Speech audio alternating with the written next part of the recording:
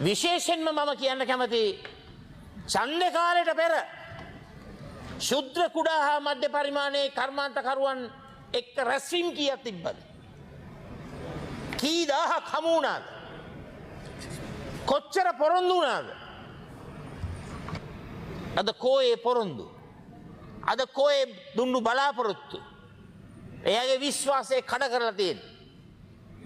දැන්වත් ප්‍රමාද නැහැ. මේගේ ණය ප්‍රතිව්‍යුහගතකරණය කරන්නට කටයුතු කරන්න. දැන් පළාත් පාලන මැතිවරණයේ අගභාගයේ ඔබ වෙන්දේසිය පටන් ගත්තා. මොකද ජනාධිපතිවරණ ඉවර කරගත්තා. පාර්ලිමේන්තු මැතිවරණයනුත් 3-2 ලබා ගත්තා. ඊට පස්සේ පටන් ගත්තා තරඟට වෙන්දේසිය.